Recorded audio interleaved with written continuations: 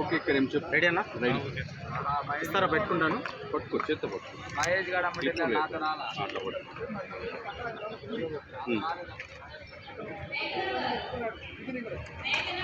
అట్లా పట్టు. Okay, ready. ఏదైతే జూన్ 12 నుంచి పునఃప్రారంభమైనటువంటి పాఠశాలలు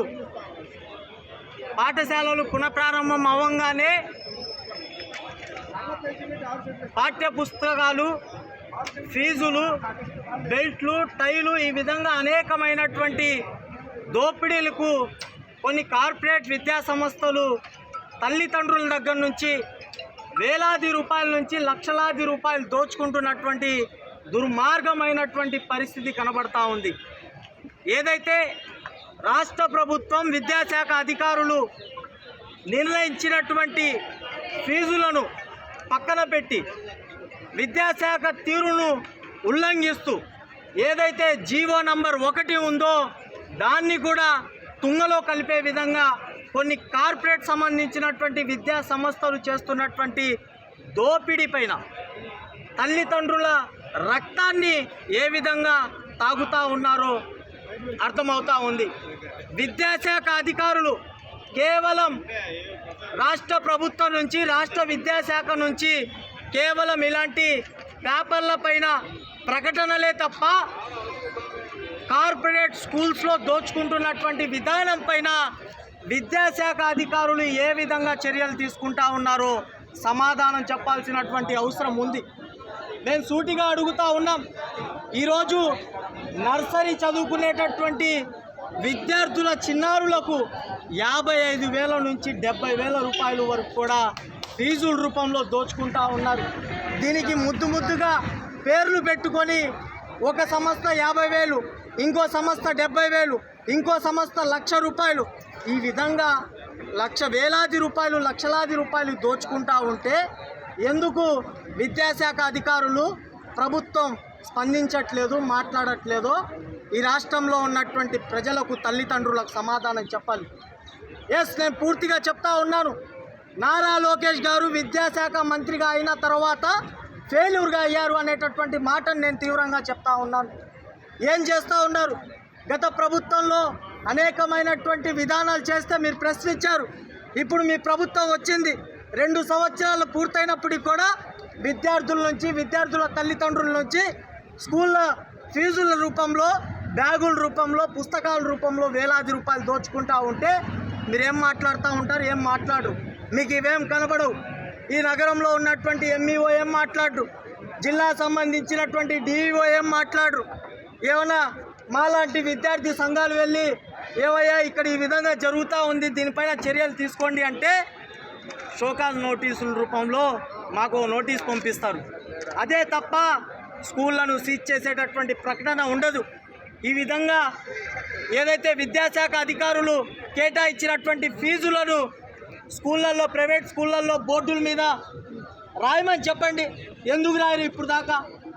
ఎందుకు ఈ విధంగా దోచుకుంటా ఉన్నారు? మేము పూర్తి స్థాయిలో కూడా ఒకటే హెచ్చరిస్తూ ఉన్నాం, డిమాండ్ చేస్తూ ఉన్నాం. గౌరవనీయులైనటువంటి కలెక్టర్ గారిని ఈరోజు కలిసి మా యొక్క ఏదైతే విన్నతి పత్రాన్ని ఇచ్చి విద్యార్థుల నుంచి, తల్లిదండ్రుల నుంచి లక్షలాది రూపాయలు దోచుకుంటున్నటువంటి విధానాలపైన మేము పూర్తి స్థాయిలో కూడా దీన్ని అరికట్టాలి. దీనికి అధికారులు కూడా కొంతమంది కుంభకోణంలో ఉన్నారు, వాళ్ళ మీద కూడా కఠినమైనటువంటి చర్యలు జిల్లా కలెక్టర్ గారు తీసుకోవాలి. ఏదైతే పక్క రాష్ట్రాలు చూసుకుంటా ఉంటే తమిళనాడులో నూతనంగా అయినటువంటి సీఎంగా అయినటువంటి విజయ్ గారు, ఆయనకి అనుభవం లేదు. ఈ రాష్ట్రంలో పరిపాలించేటటువంటి ముఖ్యమంత్రి గారికి, విజన్ ఉన్నటువంటి ముఖ్యమంత్రి గారికి ఆయనకి అనుభవం ఉంది.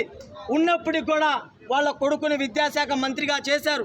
చేసిన తర్వాత కూడా ఈ విధంగా లక్షలాది రూపాయలు, వేలాది రూపాయలు విద్య రూపంలో దోచుకుంటా ఉంటే ఎందుకు అనుభవం ఉన్నటువంటి ముఖ్యమంత్రి మాట్లాడరో సమాధానం చెప్పాలి. పక్కనున్నటువంటి తెలంగాణ రాష్ట్రం కాంగ్రెస్ పార్టీ ముఖ్యమంత్రి రేవంత్ రెడ్డి గారు, ఆయన కూడా స్కూళ్ళల్లో విపరీతంగా ప్రభుత్వం కేటాయించినటువంటి నిర్ణయాల్ని కాదని మీ ఇష్టారాజ్యంగా దోచుకుంటే స్కూళ్లను సీజ్ చేస్తాం, తాట తీస్తామనేటటువంటి మాటను పక్క రాష్ట్రంలో ఉన్నటువంటి ముఖ్యమంత్రి రేవంత్ రెడ్డి గారు చెప్పారు. ఈ రాష్ట్రంలో ఎందుకు ఇటువంటి కట్టుదిట్టమైనటువంటి చర్యలు తీసుకోరో మీరు సమాధానం చెప్పాలి. మీరు దీనిపైన ఇలానే కొనసాగిస్తే మేము స్కూళ్ళల్లో చేస్తున్నటువంటి అరాచకమైనటువంటి విధానాన్ని వ్యతిరేకంగా పోరాటం చేస్తాం. ఈ యొక్క ఫీజుల దోపిడీ మీద, పుస్తకాల దోపిడీ మీద పెద్ద ఎత్తున ఆందోళన చేయడానికి కూడా సిద్ధంగా ఉన్నాం. మేము అవసరమైతే డిఈఓ కార్యాలయాన్ని కూడా ముట్టడించడానికి, అదేవిధంగా విద్యాశాఖ మంత్రి కార్యాలయాన్ని కూడా ముట్టడించడానికి సిద్ధంగా ఉన్నామని ఆంధ్రప్రదేశ్ ఎన్ఎస్యుఐ పక్షాన తీవ్రంగా డిమాండ్ చేస్తూ హెచ్చరిస్తా ఉన్నాం.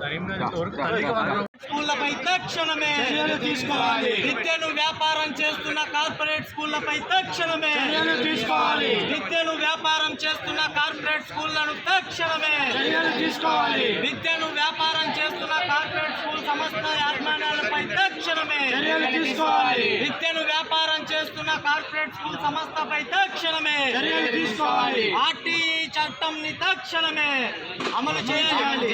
ఆర్టీఈ చట్టంను తక్షణమే అమలు చేయాలి. ఆర్టీఈ చట్టంను తక్షణమే అమలు చేయాలి. నాగూర్ నాగూర్ ఏడే ఉన్నా